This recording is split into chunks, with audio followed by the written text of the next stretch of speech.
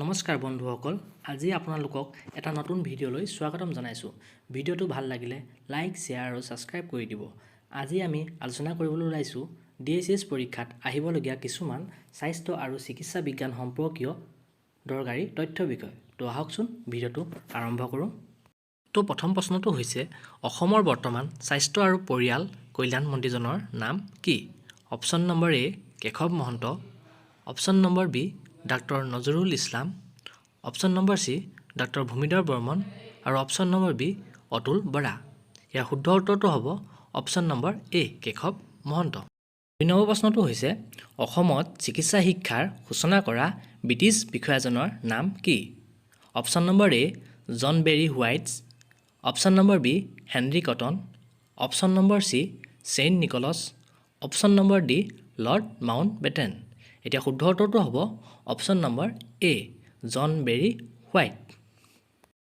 এতিয়া ৩ নম্বৰ প্ৰশ্নটো হৈছে অসম মেডিকেল কলেজ ডিব্ৰুগড় স্থাপন কৰা হৈছিল। অপশ্যন নম্বৰ এ 1947 চন, অপশ্যন নম্বৰ বি 1948 চন, অপশ্যন নম্বৰ চি 1950 চন আৰু অপশ্যন নম্বৰ ডি 1951 চন। এতিয়া শুদ্ধ উত্তৰটো হ'ব অপশ্যন নম্বৰ এ 1947 চন। এতিয়া ৪ নম্বৰ কুৱেশ্যনটো হৈছে অসমৰ মুঠ জিলা হস্পিটেল কেইখন?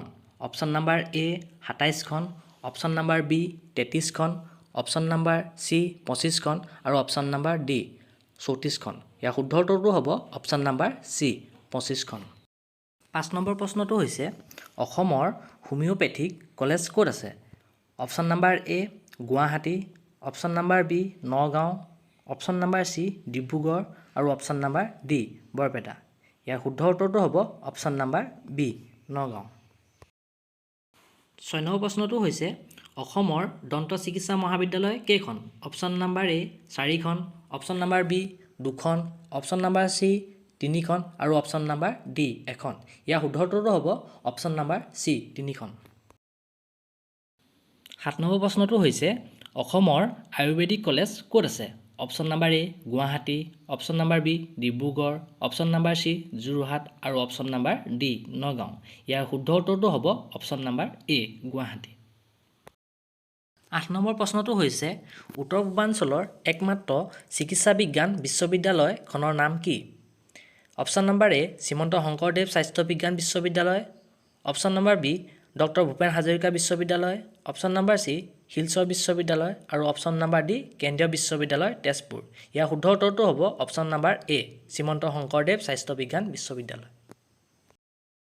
৯ নম্বৰ প্ৰশ্নটো হৈছে লোকপ্ৰিয় গোপীনাথ বৰদলৈ আঞ্চলিক মানসিক স্বাস্থ্য কেন্দ্ৰটো ক'ত?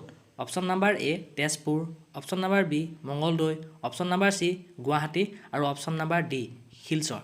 ইয়াৰ শুদ্ধ উত্তৰটো হ'ব option number A Tezpur. ১০ number প্ৰশ্নটো হৈছে ডক্টৰ বি বৰুৱা কৰ্কট প্ৰতিষ্ঠানখন ক'ত?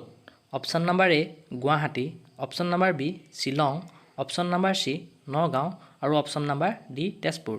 ইয়াৰ শুদ্ধ উত্তৰটো হ'ব অপশ্যন নম্বৰ এ গুৱাহাটী।